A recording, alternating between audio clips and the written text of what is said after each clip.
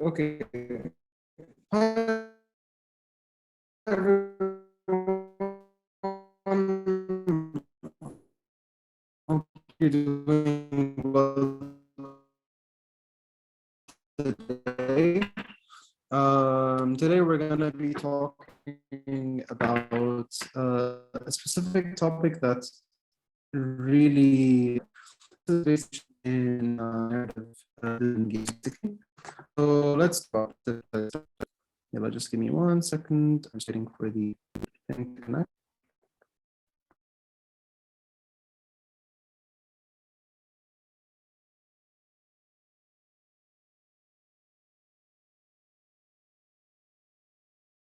Testing. Can you guys hear me?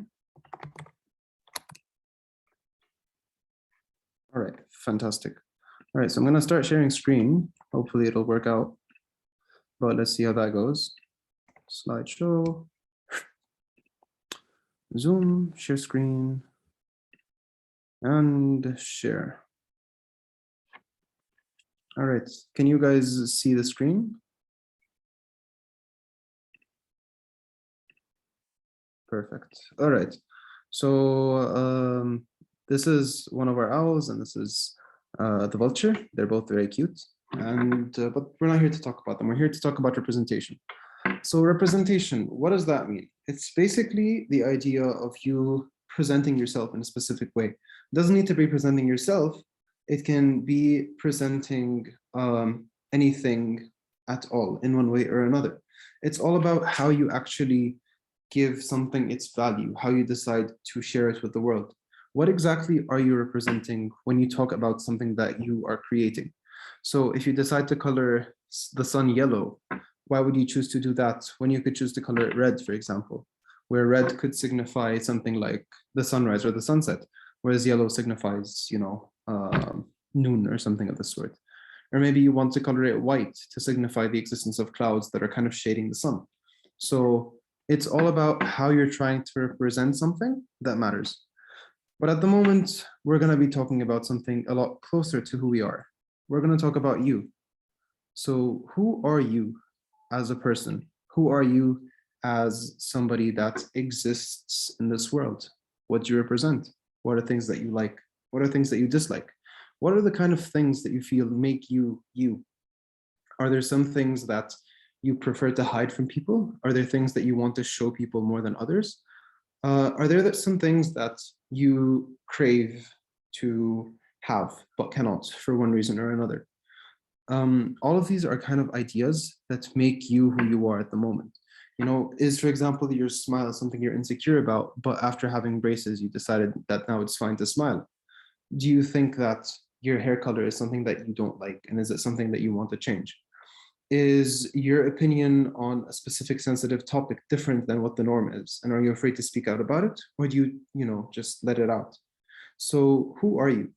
This is a question I want you to think about as we go through the slides, because we'll get back to it in a bit. So generally speaking, there are two topics we would like to discuss today. The first one is representation in games, and the second one is politics in games. The reason we want to talk about representation is because, just like I mentioned earlier, they are everything that people will see in your game and in the kind of thing you're trying to show people. So if you decide to make a specific group of people as the bad guys, why would you decide to do that? And is that real in real life? Just as an example, for all of you who've watched Lion King, as soon as Disney decided to show hyenas as bad animals, a biologist, actually a mammologist, sorry, decided to sue Disney for the lack of representation of hyenas or the misrepresentation of hyenas as bad animals. So your actions and acts are something that affect you in an extreme number of ways.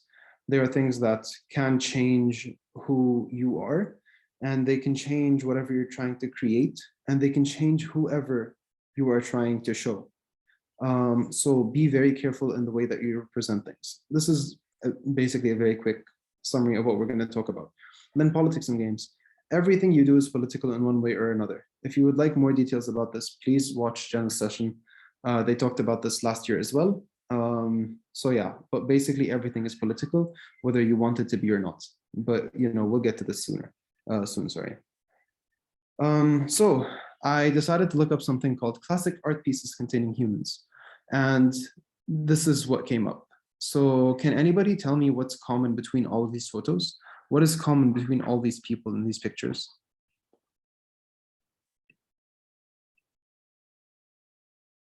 Yes, correct. So the first answer we have here is white. So all the people that have been represented in art, when you look up classic art pieces containing humans, is that they are white people. They're either done by white people representing white people in specific situations. That's basically mostly it. So you never find things that are different from what you expect to see, technically speaking, on the internet as well. Most of what has been normalized, quote unquote, is being white or existing in a white space as people. But considering that the Gaming Academy is targeted generally at people in the MENA region, we are not part of the white civilization. We are usually set as the other in most forms that we have to fill. We are sometimes represented as Asian, which is technically correct. But when you say somebody is Asian, you usually expect somebody from the Far East instead of somebody from the Middle East, where we exist. There are also a lot of people that say the Middle East is not a very good idea or like word to say, because you can't really be in the middle of a circle. And it was called the Middle East because it was based off of where Europe was situated, and this is how they decided to name it. So instead, some people changed the MENA, MENA, which is the Middle East and North Africa, to SWANA, which is Southwest Asia and North Africa. Just as something that people have changed as time has passed. So yeah, basically when you want to represent people, there are tons and tons of lack of representation of yourself and of generally everybody that is non-white to a certain extent, as you can see from just one very simple Google search. So we're going to talk a bit about local representation. We're going to talk about its importance in games, the different kinds of representation that exist, the kind of things that you can do, the kind of things that you should do, and the kind of things that you should never do. Now, the thing is, nobody is going to stop you from doing or not doing something. However, if you want your game to succeed globally, there are things that you have to take care of. So generally speaking, representation, whenever you want to present it, it's sometimes people misrepresent things through negative connotations. So some of them are sexism, racism, homophobia, or just general insensitivity to specific things. For those of you who watched Tarya's session previously, Tarya talked a bit about basically accessibility in games. And this is something that relatively goes under general insensitivity. And it's not because you mean to do it at all times. It's just because sometimes this happens. So for example, for anybody who isn't colorblind, they never think about using things like green and red. But some colorblind people do like prefer to have things that are colored differently in a way that allows them to differentiate between green and red, among other things. It could be things like also just the way that you represent people because you see them in a specific way that could change depending on where you're coming from in terms of your ideas, in terms of the kind of things you're trying to create. Examples of sexism in games. Has anybody played GTA? I think this just goes under all four of them to a certain extent. Each of these ideas or ideals are represented in ways that kind of they usually ruin the immersion in a game because they misrepresent or hurt specific people. Obviously, sometimes you want to use this to kind of tell a story.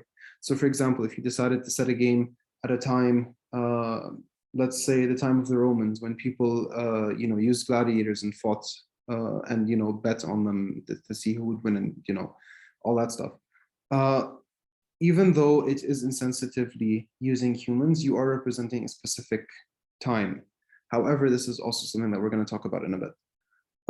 If anybody has examples on any of these that you've seen in games that you would like to talk about, type them in the chat and we will discuss them further. For those of you watching on YouTube, you can also do that and we'll comment and discuss this as well. So yeah. All right, so I also went ahead on Gamer Girls r/slash Gamer Girls and looked for a few very flattering images on, the kind of things that people represent and the kind of ways that things are created in their own way.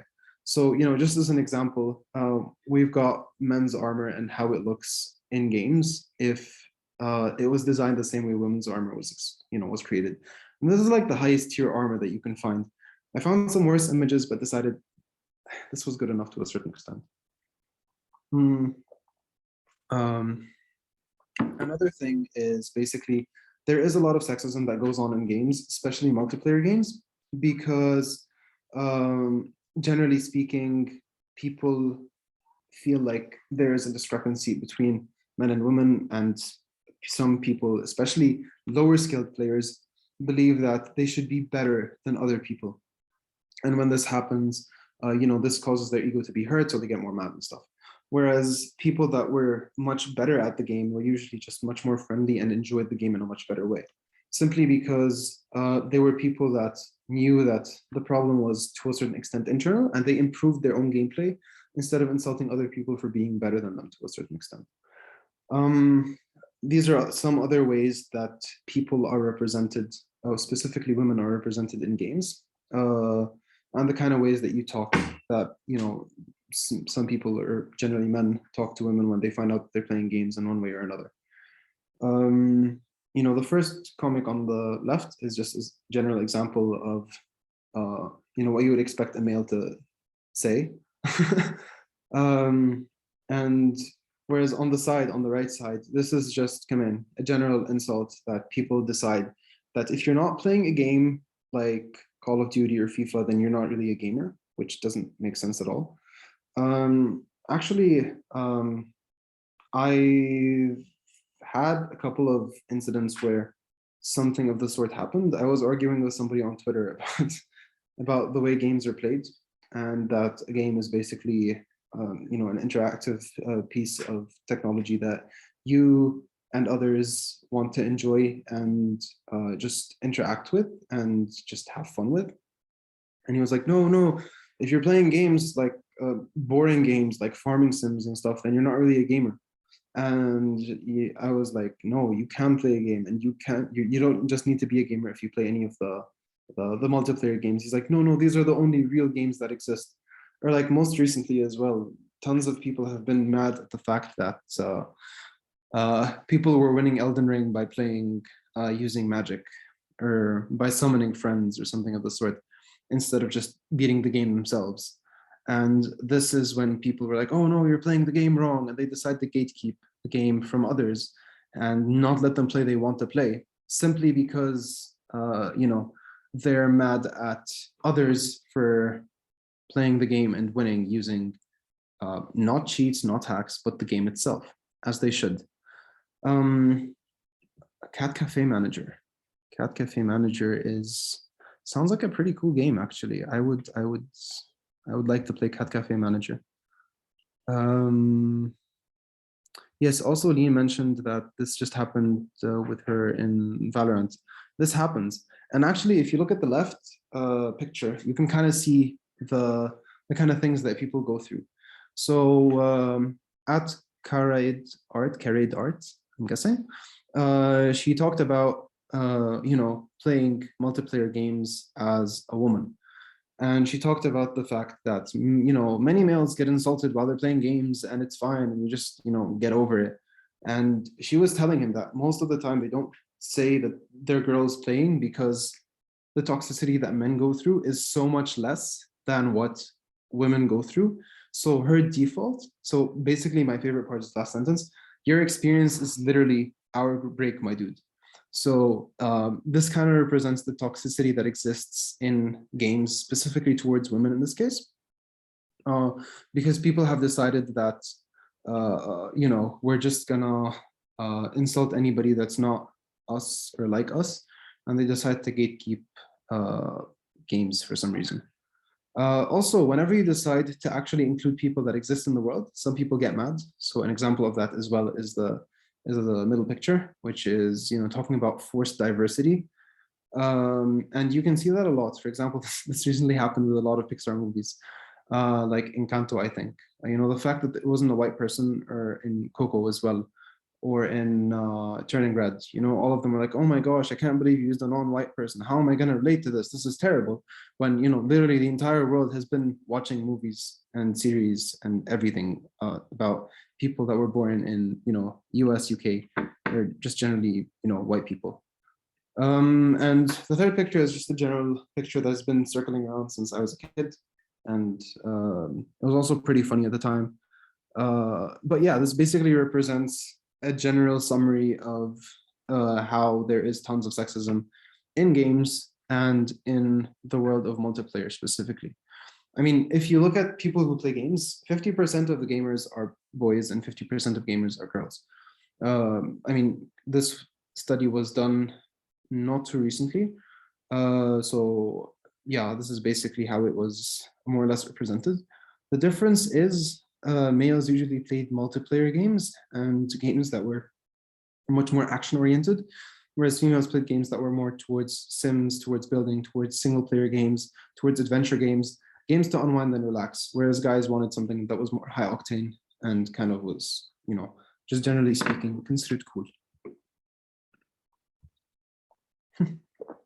Club Penguin, yes, I was talking to my friend about Club Penguin today, and how you know, when you're over 18, you're represented as a guy with a stick, just walking around with your back hurting. So yeah, Club Penguin is actually a very important game. It was set for actual children, which is wonderful. Usually most games these days, they're either targeted towards babies, so, you know, teaching them 1, 2, 3, ABC, or towards adults to a certain extent. But there are no more online safe spaces, or very few online safe spaces for kids. This is why lots of them end up on things like Twitter, TikTok, Facebook, Instagram, because they don't have their own space to a certain extent. And this is basically yet another group that is quite misrepresented in an online community, which is really bad, to be honest, especially considering that, you know, the internet is literally taking over everyone's lives in the current era of us being. I also had a quick talk with somebody called Virtual Jess on Twitter about historical representation. So historical representation is all about representing yourself or others in a previous timeline. Basically, anything that has happened before and that you want to represent needs to be done in a way that makes sense. If you guys remember our world building session, we talked about, you know, either choosing if you want to do a realistic world or if you want to do a fantastical world. Realistic world means that you have to take care that your representation makes sense. Fantastical, you can play around with the details as long as you keep the general idea there. So, you know, as you can probably read here, these were some of the things that she worked on, studied, and set up so that she can work on the games that she worked on. For those of you who haven't heard of 6 Days of Fallujah, it's basically set in the most recent war that the US decided to fight, and it was over oil, obviously. And what happened was they decided to make the city be randomly generated. They decided to make the invaders the heroes, and they decided to set, you know, they decided to set our world, which is the Middle East, as the ones that were the invaders and the attackers.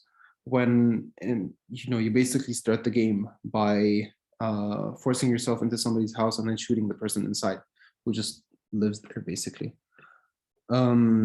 So it's a terrible way to represent Arabs, generally speaking, especially when you are the invader and you're trying to paint yourself in a better light. Some of the things that you also should remember is how you should represent history in its own way. Do you want to represent it in a way that makes sense, or do you want to kind of change it up a bit? And what kind of things do you want to change, you know? For example, Battlefield 5, I think, got a lot of backlash because they decided to include women in it. And they were like, oh yes, there were no women fighting in the war. They were all just, you know, helping the men that were fighting, blah, blah, blah, blah, blah. So this is something that could have been taken into consideration. However, they decided to go for inclusivity instead. It's a trade-off. People are going to hate, people are going to like it. But companies are trying to change the way that they're doing things. Yeah. This is also some of the things that she talked about. Basically, again, we talked about Company of Heroes. We talked about the way that she had to talk to consultants.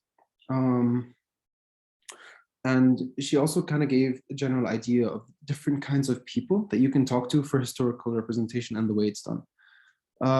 So generally speaking, you've got people that are called readers. Readers, they basically make sure that the ideas that you're presenting make sense to a certain extent. They just have to make sure that it kind of aligns all together in whatever you're trying to build. Cultural representatives are people who are from whoever you're trying to represent, are from the community that you're trying to represent, basically, be it people from a specific region, from a specific sect, from a specific gender, from anything that you can expect. They basically represent their culture, kind of things that they lived through. Cultural experts are experts in their own field. They are people that know what they're doing because they have studied it. You know, it's like, I can tell you that, oh yeah, I'm a human. I understand that if you cut me, I will, you know, I will probably bleed. That's how it works. But I can't explain to you how I, you know, like what part of the skin is cut, what kind of thing I will bleed, what kind of material that's in it, what, you know, whether it's a vein or an artery. All this stuff is something somebody much more experienced than an expert can do and can explain. So this is just an example of the difference between the cultural representatives and a cultural expert. And this is, you know, my example was considering whether, I don't know, let's say an alien came and decided to ask me these questions. So yeah, that's basically it, more or less. All right, so let's talk very quickly about audiences as well. This is more or less what I just mentioned, but generally speaking, anybody who can give you feedback on your work will always be helpful. However, make sure that the kind of people you want to help, or, you know, that you want that wants to play the game and give you their ideas or opinions on it, are coming from a good basis. Because sometimes, again, going back to this slide, you know, again, looking at the middle picture, some people are going to be like, ah, yes, forced diversity. I can't believe you decided to make half your players girls. It's just guys that are going to play this game. So why would you want to represent them in it, or blah, blah, blah. So yeah, just keep that in mind, basically. And this also applies for, you know, the historical representation of stuff. All right. Other things that some people would like to represent, generally speaking, women, the LGBT community, and quote unquote foreign representation. We are considered foreign representation because we're not white and we're not from the US or the UK or Europe, generally speaking. So to us, we're actually local representation. And we can represent ourselves the way we see ourselves because we have the authority to do so, you know, as set by ourselves being cultural representatives. If you're a woman or part of the LGBT community, you can also represent your own experiences and ideas and stuff. The reason we, you know, usually when we're trying to represent ourselves, we try to, for example, just include one of each of our own, you know, actually when we're trying to represent ourselves, it's more of we are who we are.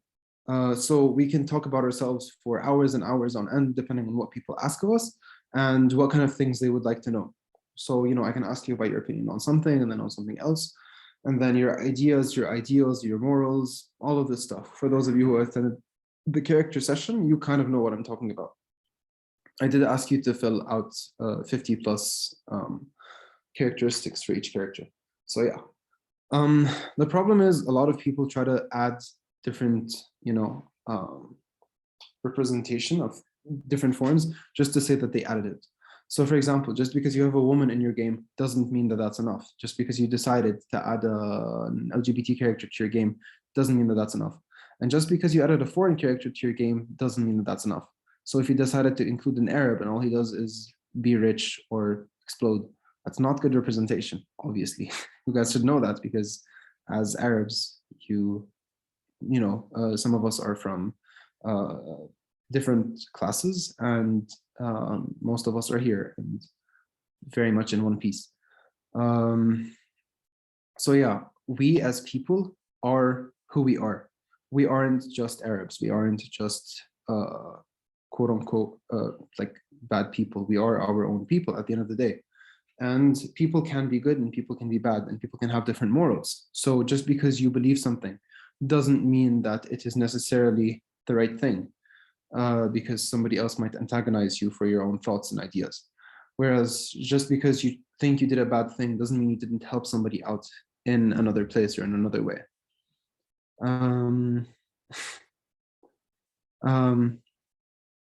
So yeah, basically, when you are trying to represent yourself, you are not a foreigner. You are a local person, a local representative of this country.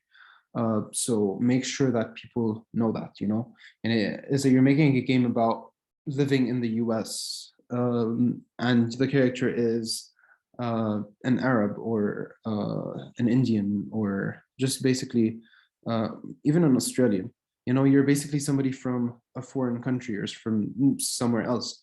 So the way you're going to see the city is completely different from somebody who was born and grew up there as an American.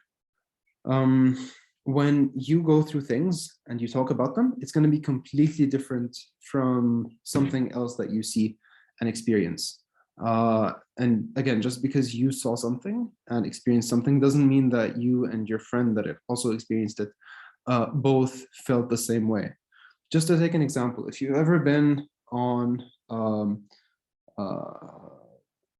like a fun fair park, like one of the big rides, you probably enjoyed your time a lot, whereas somebody else was screaming and was definitely terrified of everything that was happening. If you've ever looked across a ledge and somebody was afraid of doing the same, you both are standing in the same place at the same height, but one of you was excited to be this high up because you liked the rush, whereas the other person was terrified of falling because they were feeling fear, basically. So these are all your experiences. They're all your personal experiences. And these are things that you can represent in your games because you were the one that experienced it. And, just like Dr. Seuss said, no one is youer than you.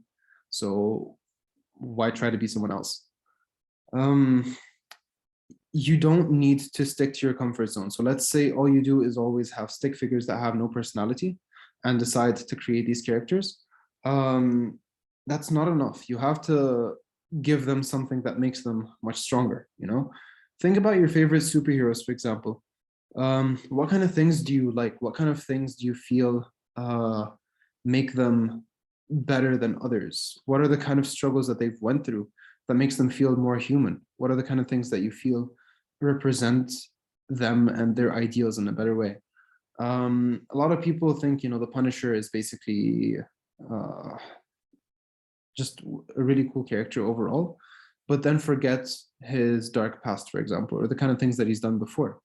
And for example, look up the Punisher and the police and how he reacts to them.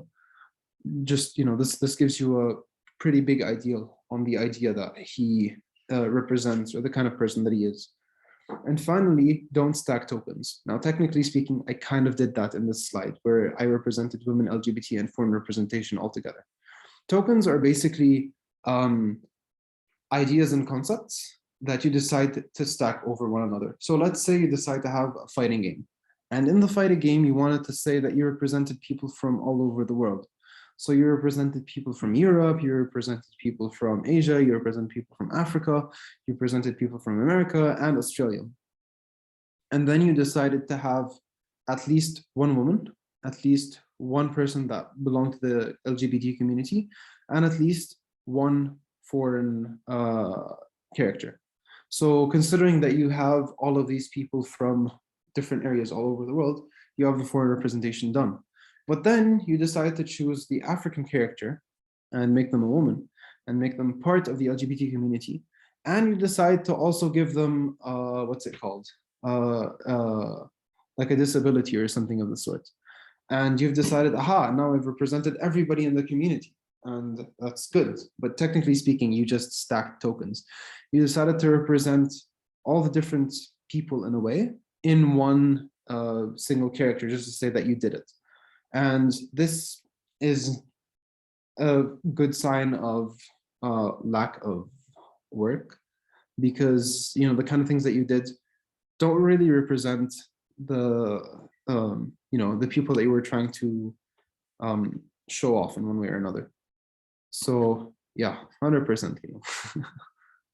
But that's anyway. All right. So again, foreign representation. Modern Warfare 2 decided to have a bit of Arabic on a Pakistani store. The problem is Pakistan has Urdu and English. They don't have Arabic. So this doesn't make sense. I'm honestly just glad that they decided to have the correct representation of the letters, because they usually mess them up a lot. So yeah, just use a bit of Googling, a bit of research before you decide to represent somebody or not, just to make sure that you're actually doing it correctly, because assumptions aren't very good. Yeah. So yeah.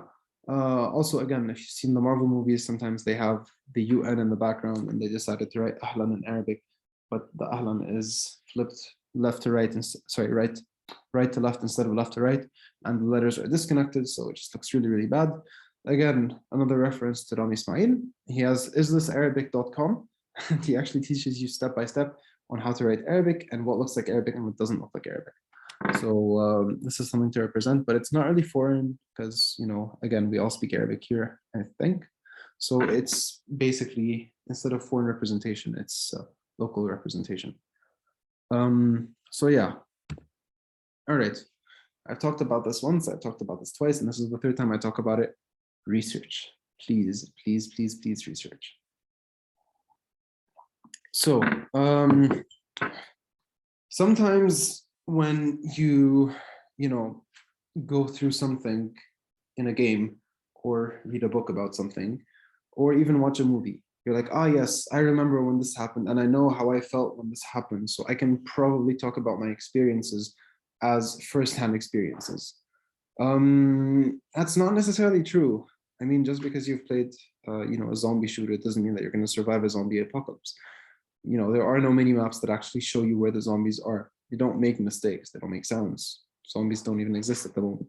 But, they could. And if that happens, that doesn't mean that you're going to live. You may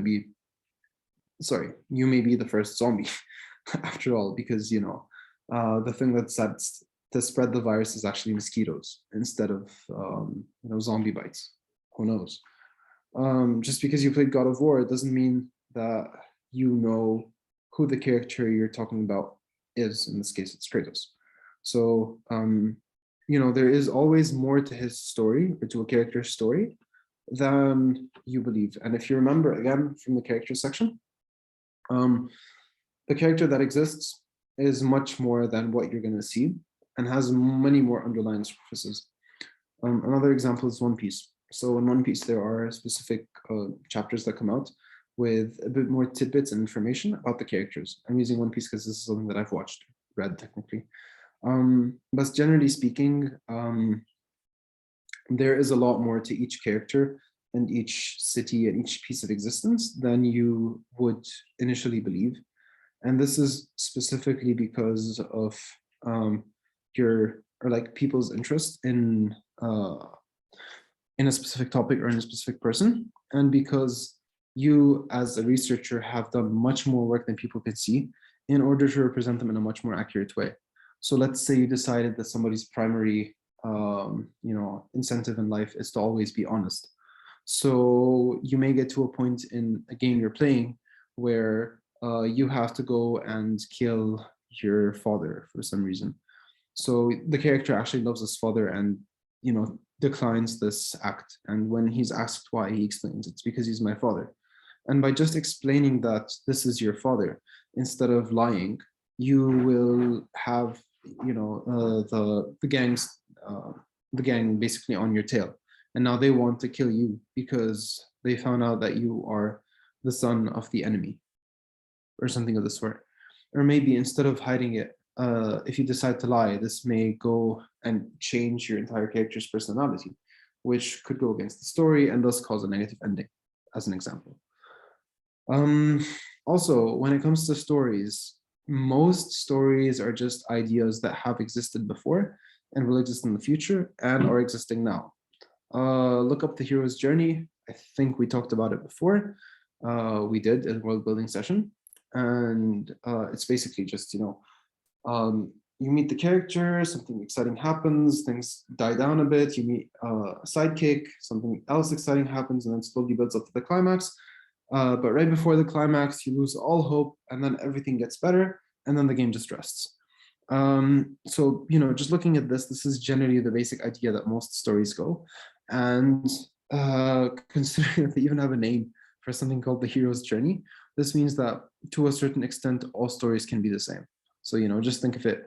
Character is introduced, character is strong, character loses strength, character finds friends. Friends teach character how to get better, character gains experience, character fights main boss, character loses temporarily, character powers up, character wins against boss, and they live happily ever after. This is more or less something that exists in most forms of stories or art in one way or another. I mean, technically speaking, you can see this in Shrek. Shrek has a swamp. Shrek is, you know, happy to live alone. And then, you know, everybody is caught and sold on the markets. And then Shrek is taken to Lord Farquaad. And then Lord Farquaad sends him on a quest. They meet the dragon. So this is basically, actually, he meets Donkey, who is his sidekick. You know, the story gets a bit more exciting when they have to go and rescue Fiona. They meet the dragon, which is also extremely exciting. And then things dip again after they rescue her, and then they keep on going. This is where, you know, a song plays, and they start eating cotton candy made of cobwebs and stuff. And then they get to the castle where Shrek basically loses everything, which includes Fiona, to Lord Farquaad. And then in, you know, just a specific moment of magical, mystical sunset, sorry, she turns into an ogress, and then her and Shrek live happily ever after together because she decides to spend her time with him. So, you know, this is just an example of the hero's journey and the kind of stories that exist that you can make up with the hero's journey. All right. I can't believe I talked about Shrek in a session. Sometimes I see creators who misrepresent their own culture or make their characters act or talk like Americans. Correct. Yes, this happens a lot. And this is because they believe that this is what sells. So they want to, you know, go along with it. I think we talked about this on the side once. We were discussing how a lot of people try their best to stick to a known concoction of game making because it's something that sells and something that's created. So whenever you're trying to sell to a specific audience, you play to their ideals and goals so that they enjoy what they're doing. However, on the other hand, by creating your own thing, you're going to find a new group of audience that didn't exist before. It's basically a gold mine that most AAA companies and, you know, developers that are starting out are afraid of trying because it is a very big risk. If AAA companies decide to spend hundreds of millions of dollars on a game that flops, that's $100 million and tons of talent that's basically gone. So it's very hard for them to actually avoid doing something like this. And small creators also don't have a lot of money, you know, even if they have thousands of dollars or hundreds of thousands instead of hundreds of millions. You know, if they don't make a game that sells, they're also going to lose out. So the people that win are usually the risk takers. So just as an example, there's a game called Soft Not Weak that Jenna worked on. And it was a game that was rejected by many publishers, but was fully funded a couple of times over on Kickstarter. And this is because people actually wanted this kind of content. However, no publisher wanted to take the responsibility of gaining money and gathering money for this kind of thing. So take the leap if you have an ability to take the risk and not lose out on too much. Also, one culture can consist of multiple groups of people who assimilate to different behaviors and beliefs. Exactly. So, masalan, in Lebanon, we have like 22 different sects or something, or 22 different representations of sects or something. So, sects, SECTS. So, we are a lot of people represented all over. And basically, the north of Lebanon is very different from the south of Lebanon. It's very different from the middle of Lebanon. And we're just a very tiny country. And I can't imagine other countries and how extremely different they are, you know? So sometimes, just because you're trying to represent a group correctly, doesn't mean that you're going to hit the entire group. But it also doesn't mean that what you're saying is invalid, and you can say things that make sense to you. And considering that you are living this, it's not wrong. However, when you try to represent others in your own way, this is when it gets a bit iffy. So yeah. All right. So when you want to write about groups that you're not a part of, there are different ways to do it. The first one, if you've got money, hire people. Paying people, good. Money moving around, pretty good, especially when you can thank people for their service. Money can be exchanged for goods and services, so use that. However, sometimes you don't have money, and we'll talk about that in a bit. But basically, the kind of people that you can hire are sometimes sensitivity or diversity readers. We talked about these not too long ago. They won't protect you from everything, since, just because I believe something doesn't mean that everybody in this group of people also believes in the same thing that I believe in. However, it will help you get the base or general idea right.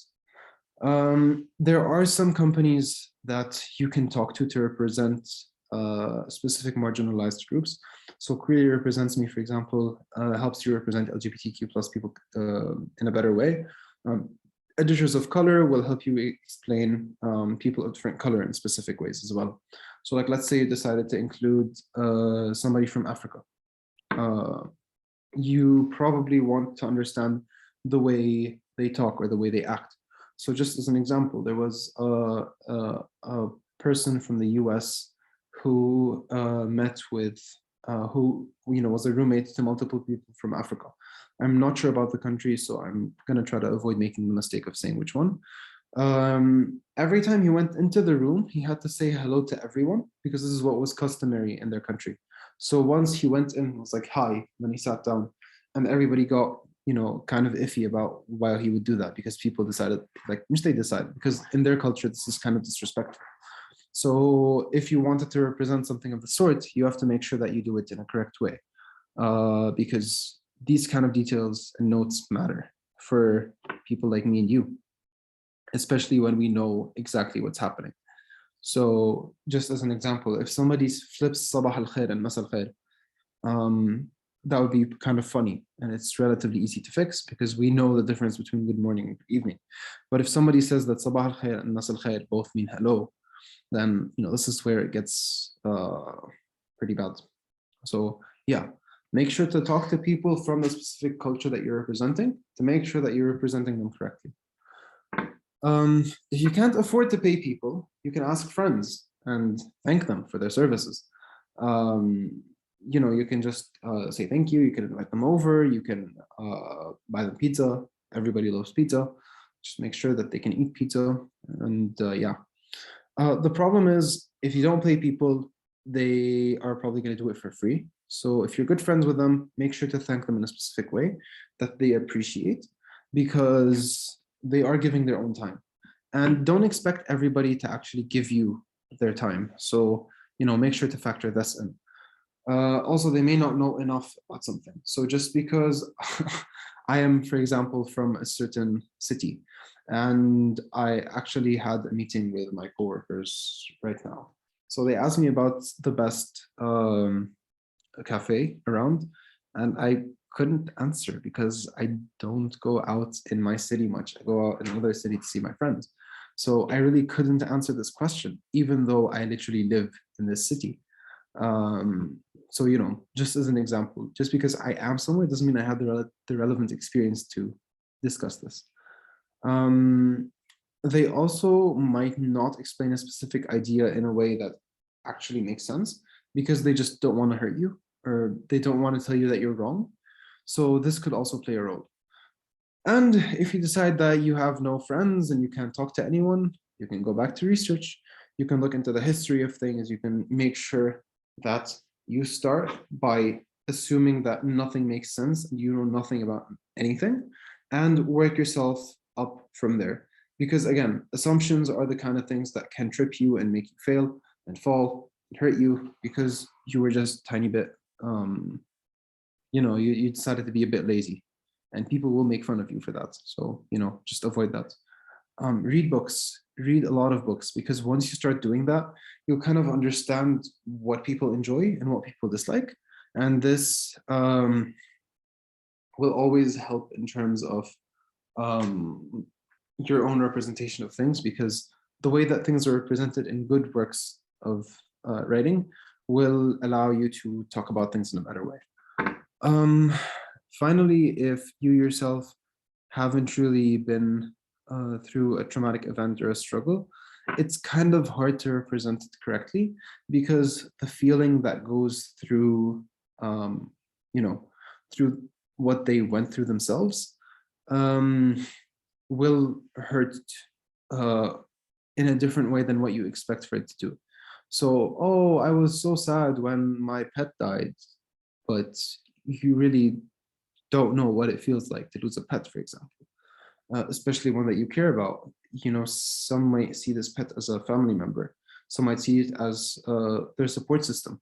So it really depends. And these are not things that are very easily represented unless you yourself have gone through them. And even then, some people can relate and will relate and others won't. And they will believe that you unfairly represented what they were going through at the time, because you have different circumstances, and this happens. When you decide to talk about people, sometimes, again, tons of people are underrepresented or misrepresented in one way or another. So try to put them in a good light. Basically, as soon as you do that, it helps a lot, because by creating good characters with nice stories, you will be able to shed light on specific ideas and specific people. So an example of something that was misrepresented is Hawaii in general.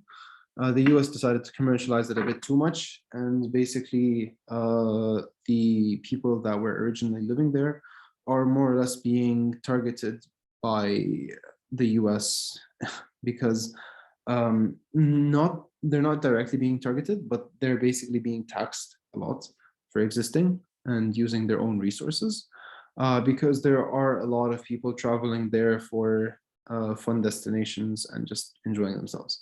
But by doing that, the entire country in a way is being hurt and destroyed. So yeah, when you're trying to represent people in a game and you decided to make the game fictional and fantastical, you can throw historical accuracy out of the window, which basically means that just because something specific happened doesn't mean that you need to show it up in all detail, basically. So again, if you look at Battlefield 5, women may or may not have fought in the war, but they decided to represent them because women exist. So, that matters. So just as an example of something that you could research, if you want to look up the Middle Ages and what happened then, you can go to publicmedievalist.com, and they have tons and tons and tons of resources on what kind of things you would like to understand about these times. And this includes things, like talking about race, racism, sexism, gender, and all that stuff. So there are also other really, really cool topics. So I do suggest that you look into it if you are interested in the medieval times, basically. Before I continue, does anybody have questions?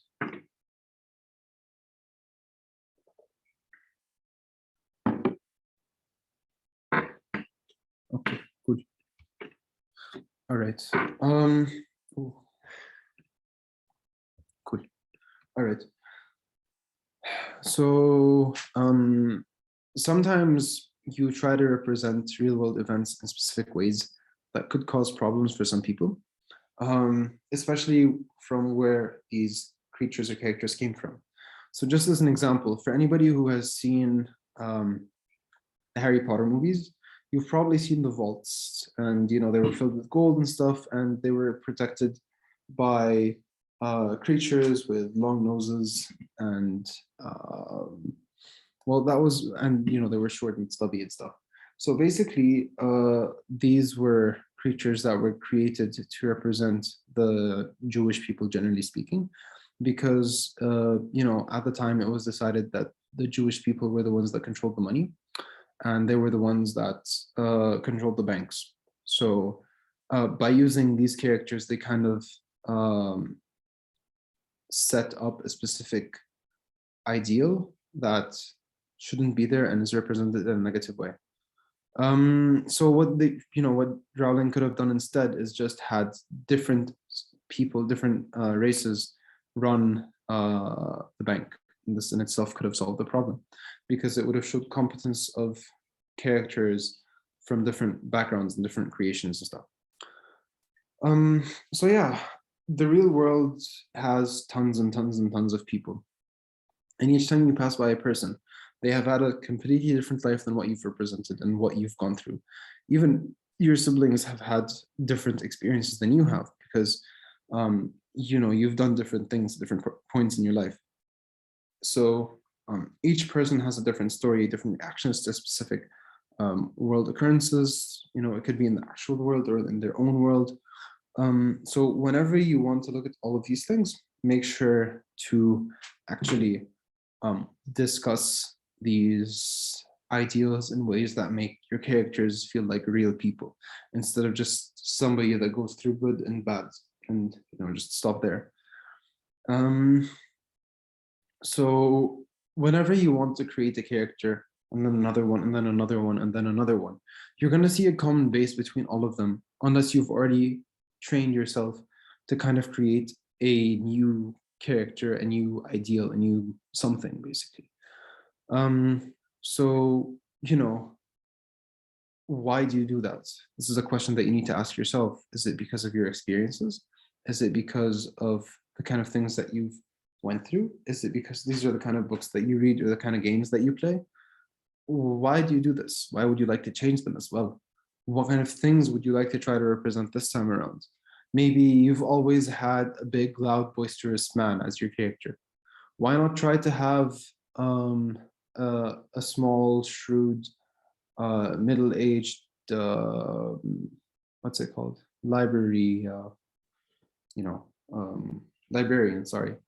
So, I mean, yes, you may be a man, but you can definitely talk to a middle-aged woman who likes books and kind of have her explain what she thinks of a library and how she would act inside of it. So this, to a certain extent, could be her own experience to it. And you end up making a game about somebody who has just taken over a library or something of the sort. So, yeah. So we're going to take a small break. And until then, I want you to think about who you are as a person. Who do you think you represent? Who are you? What kind of things would you like to be?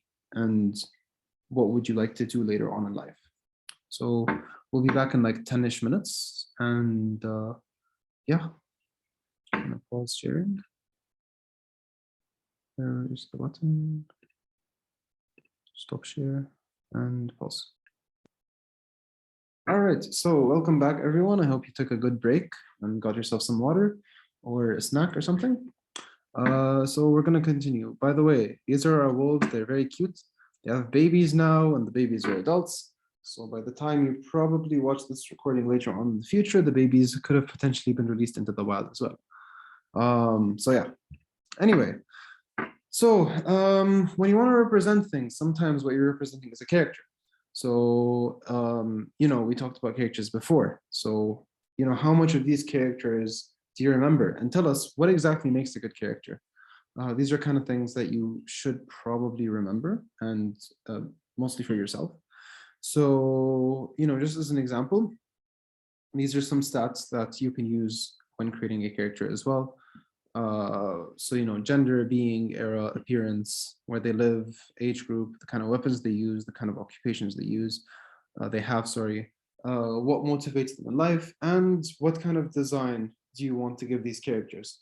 So if you remember the 50 different topics, 50 different characteristics of a character, and the kind of things that help them be who they are, you will kind of remember and focus on the idea of what makes a character a good character. And it's usually just depth. Like the deeper your character, the more form you give them, the better, because now they can exist as a concept by themselves in the world that exists, rather than as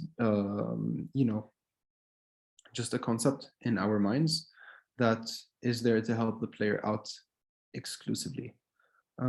So, a lot of open world games try to give their different characters and villagers lives. If you look into games like Assassin's Creed, when you wanted to blend in with people talking, or like walking in a group, you could sometimes hear their chats or hear other people's chats. So this kind of gives them their own ideals. And when creating these kinds of characters, you have to kind of think about what they're coming from. Are they merchants? If they are, they might be arguing about the price of something, or they might be talking about how trade routes are harder to get across. Are they bandits? So maybe you can hear them talk about the last time they stole from somebody or killed a person or something of the sort. Are they just, normal characters, for example, like, are they farmers? So they might talk about the harvest and the crops and selling these crops. All of this could be interconnected in one way or another. So yeah, discuss characters in a way that makes sense for who they are, and again, represent them in light of what they exist to be, rather than what they try to be. Again, this also includes stacking tokens, so don't stack tokens. Once you do that, you're going to cause problems for yourself and for other people, because it's going to become very obvious that what you're trying to do is make sure that everybody is represented as in as crammed a way as possible. So yeah, this could in itself cause insensitivity, which is kind of hurtful to your game. So whenever you want to create something that's nice, and usually anything that you create could be nice depending on how you do it, make sure that you do it right. That's basically what I'm trying to say in a nutshell. Okay. So, when you're playing a game, you want to enjoy the experience, whether it's a horror game where you kind of want to get scared, or if it's a wholesome game where you just want to enjoy yourself and feel nice and fuzzy. Or it might be, a high action-packed game where it's just like high octane, hyper hyperspeed, just jumping all over the place and all that stuff. It really depends on what kind of thing you're doing. But let's say you decided to have a game where every Arab person that you meet is a bad guy. You are probably gonna stop playing the game, because you're like, a lot of us exist and not all of us are bad. So like, why are you doing this? So don't hurt different communities by representing a game in an insensitive or negative way. People are trying to exist in a medium that is different than the world. So why would you want to make games be exactly like the world? However, you can take the good parts of the world and represent that. And by doing that, you would make sure that you are sensitive to the ideas that are created, and the ideas that are good, and the ideas that you would like to have in your games.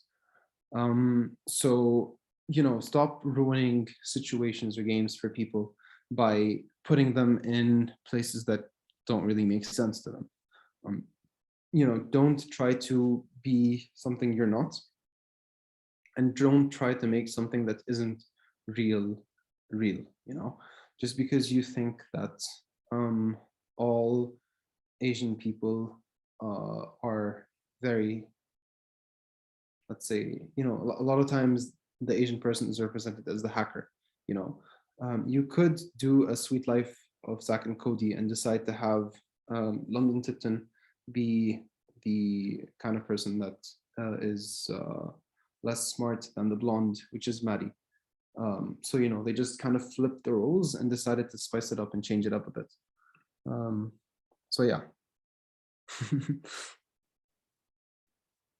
All right. Cool. Yeah. So again, more insensitivity. It might not be something that you mean to do. It's just something that you expect. So like, again, let's say you decided to make all Asians in your game smart. And okay, that's a nice compliment. However, that's not very true. And it could put a lot of pressure on somebody who's been struggling at school and be like, oh my gosh, everybody expects me to be this way. So now I'm just really even more stressed instead of enjoying myself while playing this game. By bringing a consultant onto the team, and we talked about the kinds of consultants right before this, you will make less mistakes and you will make sure that whatever you're creating makes a lot more sense and is a lot nicer. Now, you are students to a certain extent, and everybody here is probably watching this to get into games and not, or you might already be in games. Congratulations on that. But generally speaking, you will probably need to ask other friends or other people that or ask people who know people to help you out with this kind of concept. You could always use, there are some Discord channels that you can enter and talk to people with.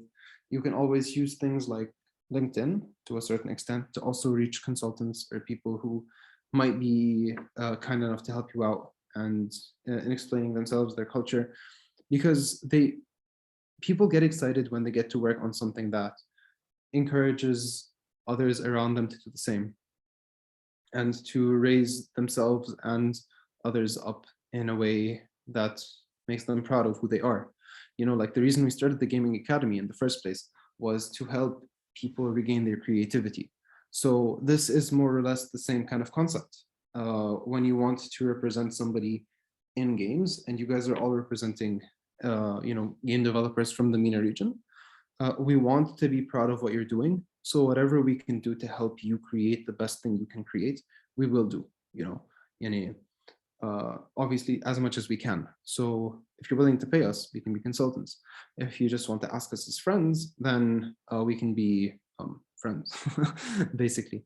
But there was always a specific level of how much somebody can help you with something because of, everybody's time and what they can do and their priorities in life. Also, whenever you have questions, always ask and always try to find the right people to ask these questions, because even though somebody may tell you that this is wrong, this is a lot worse than releasing your game and then finding out that everybody thinks you're wrong. Because, people say there are no stupid questions, and that is relatively true to a certain extent. However, make sure to actually know who to ask and when to ask these questions. And if they're just, Googleable questions, just Google them. But then, pass this information by somebody else just to make sure that you're all on the same page. And, once you release the game into the wild, this is when the press will take a hold of it. They're going to cause problems because of it if something happens and you don't want to tarnish your reputation. Unless you do, then go ahead, but don't. All right. So what kind of things can you represent?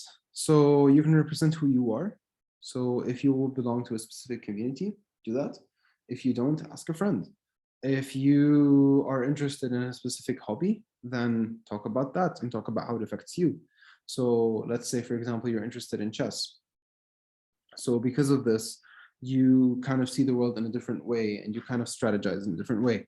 Let's say you are an artist or a painter, you probably see the lights of the world in a different way than somebody who is not from an art background. So you may decide to look at, the silhouettes of people and decide that the shading over here is actually dark blue instead of black because, the light can pass through my fingers and kind of reflects in a specific way. Whereas the rest of my body, considering it's a lot bigger than my hand, would be a bit darker and light. These are not things that I could think about usually because I'm not an artist. But considering that you can do that, talk about it basically. This is just an example. But talk about whoever you are and whatever kind of things you go through. These are always things that you can use as first-hand experience and you can actually talk about. This does not mean that people will agree with you. And this does not mean that what you're saying is always 100% right. It just means that you are telling your own story, which in and of itself is wonderful. So be honest with who you are, create whatever you want to create, but most importantly, be yourself. You know, don't try to sell yourself short. So, you know, you decided to be an Arab because you decided to represent an Arab as an Arab. Don't just be an Arab, be a person and represent how being Arab can feel to the rest of your life. So if you've ever seen any of these, like, you know, viral videos that represent people from different cultures, you know, like how a white person says they're going to a party versus how a person from any other country at this point says they go to a party, you know, like, it goes like, hello, bye mom, I'm going to a party. She's like, bye, have fun. And then, you know, the Arab comes along and is like, hi mom, I'm going to go to a party. She's like, مع مين وليه وشو وامتى راجع وكيف رايح ومع مين رايح ومعك مصاري وبعرفه لهيدا وما بدي احكي وما بعرف شو. And then, you know, all of this stuff are things that you have to keep in mind when representing yourself, because these are things that matter, you know, and these are the things that go viral because everybody can relate to them. And it's just, you know, it's presented in a good way. Yeah, and just like I say in the last sentence, you are not an Arab human, you are a human from an Arab country. So represent yourself as a person first, and then whatever you could consider a label. The kind of things that you can't represent is anything that you are not. So just because your friends agree with you doesn't mean that everybody in the world agrees with you. So just make sure to ask people that actually know what they're talking about, instead of just people who have been around you for longer than they have been around you know, the group that you're trying to represent. Assumptions also always very dangerous. Do not assume something is right or something is wrong, because once you do that, then you could be wrong.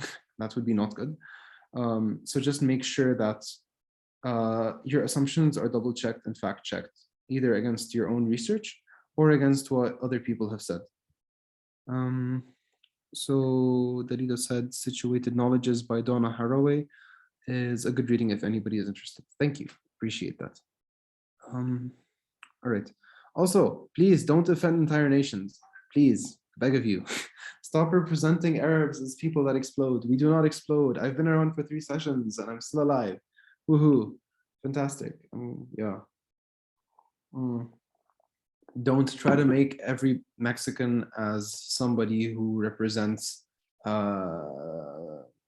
don't know, let's say Trump actually built the wall. Don't represent Mexicans as wall climbers. That's very insulting and quite mean. You know, avoid stereotypes. We talked about them, but please, please, please avoid them. These are not good. Okay? Don't hurt people. All right. So Lean also said Emily in Paris is a dumb Netflix show, but they made the Ukrainian woman a thief, and the Ukrainian government went mad. So yeah, you know, they just decided to have a Ukrainian woman be a thief, and then, you know, an entire nation was very mad at that. So yeah, it is a stereotype. So, you know, avoid stereotypes when possible. And stereotypes and assumptions go hand in hand. So, you know, avoid that. There was one game which starts out with, for example, a black person being in a police car, but it turns out that the police car was actually escorting them home because they were hurt and not because they were being caught for doing something bad. So, you know, avoid stereotypes when possible by, just like we mentioned in the character session, by flipping expectations on their head. Whenever you want to represent something that you are not, and you don't have anybody to help you, you know, accurately represent them, just create your own fictional beings, you know, be whoever you want to be, as long as you don't try to force this existence on others by being something you're not. So if you decided you wanted to have a character that is very wealthy, you could say that you could create a new race that existed before all other races combined, and they can see into the future and know what to collect and when to collect it. in order to get whatever they need whenever they need it. And, considering they can see into the future, they know how much they need to store to make sure that they are safe when the future becomes the present. So, just as an example, your creations means your rules, and your rules help you create your own story. So create things that fit into what you believe is right. This way, you will not cause any problems in the real world through representation that could be misrepresented. Also, a lot of times you can go into a random word generator and create something. That works really well. It's very funny. But sometimes these random words could just happen to be in a AAA title you haven't played or haven't heard of because it's not a genre you like. And it ends up being copyrighted, and you end up being sued for tons of dollars that you as a game developer do not have at the moment. So whenever you want to create a new race or a new idea or new anything, basically, just make sure that it's not copyrighted, and because you don't want to cause problems. So yeah. All right. The problem with creating your own solution is something called politics. So politics is more of like the way the world runs and the way the world is run. So if you want to have characters living together, why exactly are they living together and not apart? And if they're living together, do they work together? Do they talk in some specific way to each other? How do they communicate? What kind of lives do they lead? Why do they lead these lives exactly? You are representing a specific community of people if you decide to have everybody be connected in one way or another. So what kind of world do they build? What kind of place are they coming from? Why did they decide that this is the world that they were going to live in? How does their world all fit in together? Do they have a ruling class, or is it more of everybody does their own thing? Do people come and go from this tribe? Do they trade with others, or is it not a tribe? Is it more of a city life?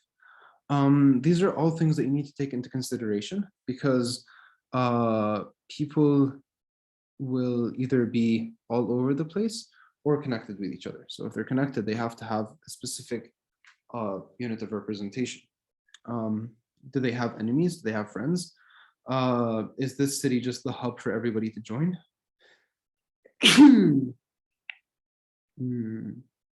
Sorry. So yeah, what kind of world are you creating? And is it ruled by something, or is it just, its own thing? If the world is a free-for-all and everybody gets whatever they want because the world is run by force and strength, then bandits aren't really bad people. They're just people that exist, and they're all fighting for their own right as the strongest creature around. So, just some things that you should think of. Do they have a social hierarchy? What kind of ideas and ideals do people subscribe to? Do they follow a specific religion? Do they not follow a religion? Do they care about each other? Do they care about other people? What is their focus in life as a people?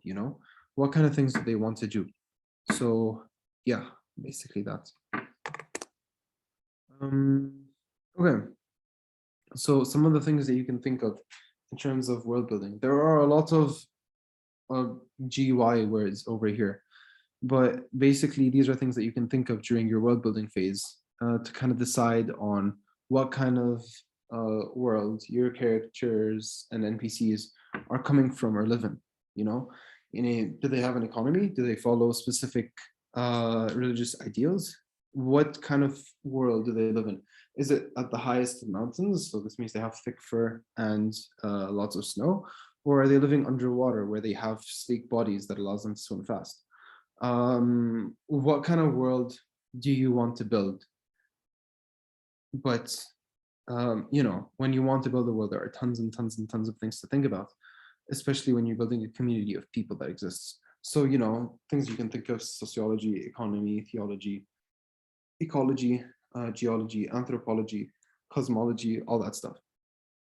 Basically, cosmology has to do with the cosmos. Anthropology has to do with human history, if I'm not mistaken. Geology is basically rocks in the world and the mountains and the lakes and basically just the entire rocky surface that exists. Ecology are the animals and plants that live, it's the ecosystem. Theology is about religion and what kind of ideals do they subscribe to. Do they follow the idea of one God, or are there multiple gods, or are there no gods? What kind of ideas do they subscribe to? The economy is basically how people barter and trade, if barter and trade exists, or if people steal whatever they need, or if they just find things. Do they build houses, or do they move around? And if they move around and they want to trade with other people, how would they do that? Or would they even do that? All things that are good to think about. And then finally, there's sociology, which is basically how people socially interact to a certain extent. So, these are all part of world building that you can think of in order to represent the kind of fictional world you're trying to create. These are not always things that you need to include in writing in your games, but they are things that you need to think about to explain to everybody how your game runs, And just having the idea of a clan will help you decide whether the people you meet on the road are all your enemies, or if you have friends and foes. So yeah, more things, more questions that you can ask about world building. Where do things come from? Are people specialized in their jobs, or do they just go and get what they want when they want it? Are there kind of things that you can get from underground, or is it all on the surface? Are they simple people that just want to gather wood, water, and food, or do they want to make stronger weapons? Are there wars between clans or between nations, or do they just enjoy their lives? Do they capture enemies, or do they kill them? Do they have things like cats and dogs and pets, or are they just working by themselves? What kind of farming do they do? Do they take care of the animals they have, or is it more industrialized and just primed for max efficiency? Do you want to have things like magic, or do you want technology to be the leading factor, or do you want neither because you've decided to make a wholesome game or a card game, for example? So these are all questions that you need to ask yourself, or could ask yourself, to kind of create a world and represent it in a nicer way. Again, with politics, we talked about this very quickly before.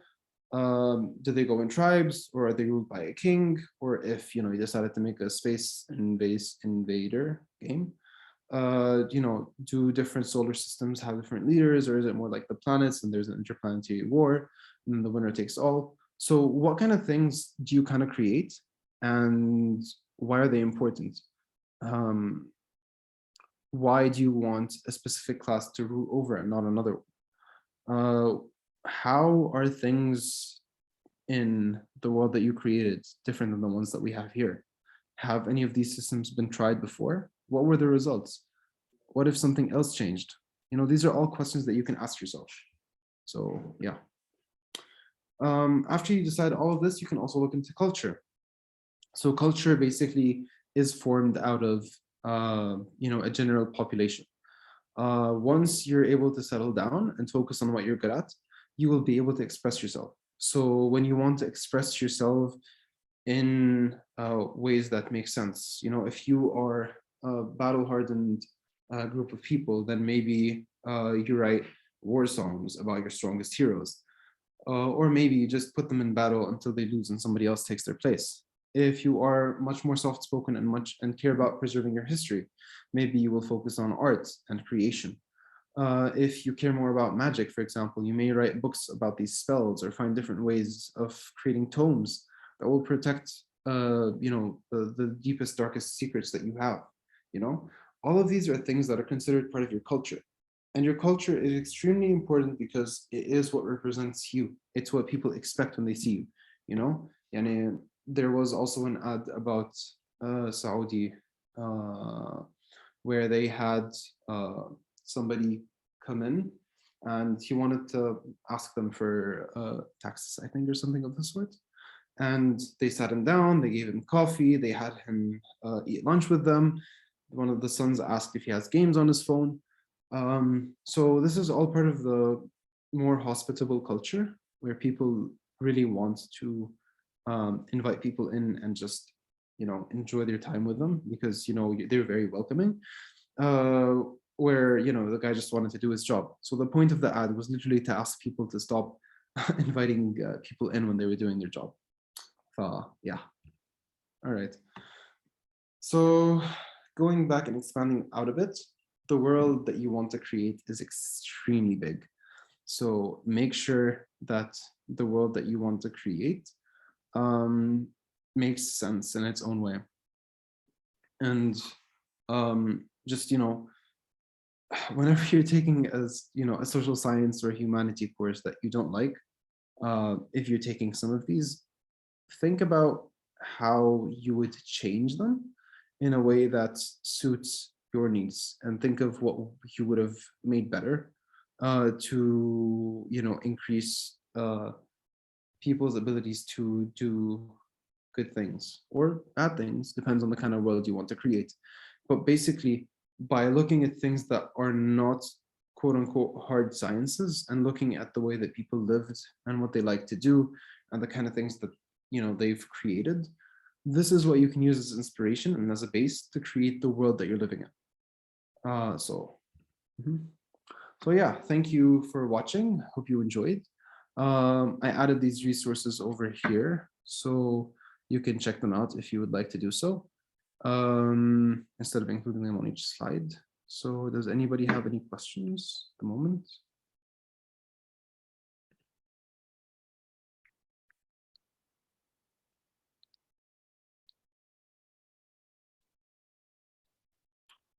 Cool, fantastic.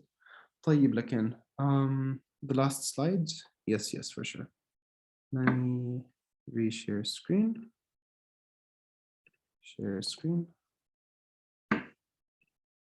Where is it? There it is. Okay. You've got this big fat world and you want to kind of show it off. Where do you start? Where do you go? Well, you can ask. No, I'm not going to make the joke. Okay. You want the world that you create to make sense. You can understand this world through things that you're forced to take at university to a certain extent. So, masalan, we were asked to take tons of courses that are like humanities and social sciences and stuff, and people usually don't view these as important.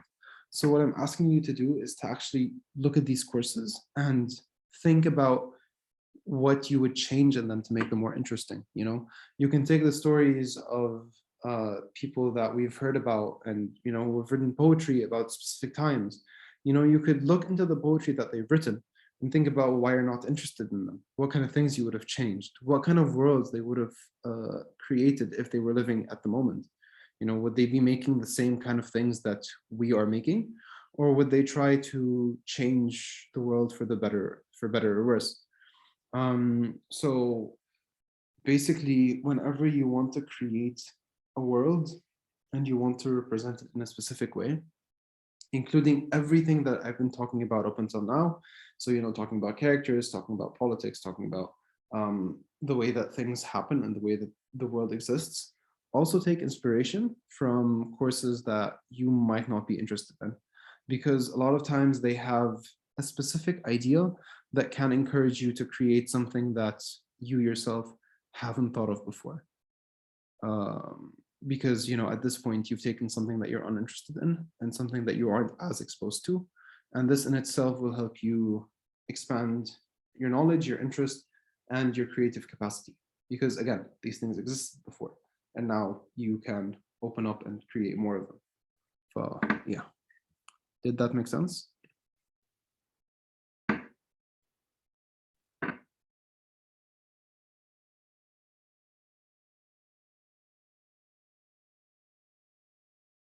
Okay, perfect. Cool. طيب. Great. I'm gonna stop sharing لكن. وهيك. Great, you guys. طيب. Glad to have you around. We'll talk soon. I think this was the final session. So it was nice to see you in the narrative section, and I guess we'll talk soon. Yalla. See you.